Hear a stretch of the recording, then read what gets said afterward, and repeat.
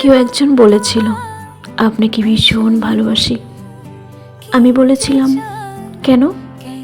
সে বলেছিল আপনার চোখ দুটো সুন্দর, আপনার কণ্ঠস্বর শুনতে ভালো লাগে, খুব মিষ্টি করে কথা বলেন, আপনার ঠোঁটের নিচের কালো তিলটা দেখে যে কেউ প্রেমে পড়বে।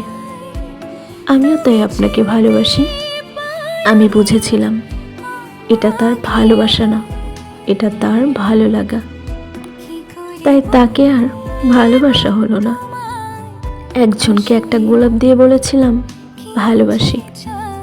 তারপর কিছুদিন পর গোলাপটা তার কাছে চাইলাম। সে বলেছিল গোলাপটা শুকিয়ে গেছে, গন্ধহীন হয়ে গেছে, তাই ছুঁড়ে ফেলে দিয়েছি। আমি বুঝেছিলাম সে সৌন্দর্য প্রতীক। সৌন্দর্য নষ্ট হয়ে গেলে সে গোলাপের মতো আমাকেও ছুঁড়ে ফেলে দেবে। তাই তাকেও আর ভালোবাসা হয়নি। আর একজন এসেছিল। সম্পর্কের শুরুতে তার ভালোবাসা ছিল অসীম, কিন্তু কিছুদিন যেতেই না যেতে বাড়ল তার অবহেলা। আমি বুঝেছিলাম সে নতুন গন্ধে মুগ্ধ। একটু পুরনো হলে তার আর আগের মতো ভালো লাগে না। তাই তাকেও আর ভালোবাসা হয়নি।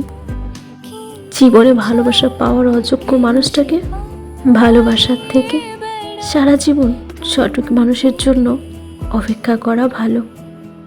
সে জীবনে আসলে আপনার সৌন্দর্যকে নয়, আপনার ব্যক্তিত্বর প্রেমে পড়বে।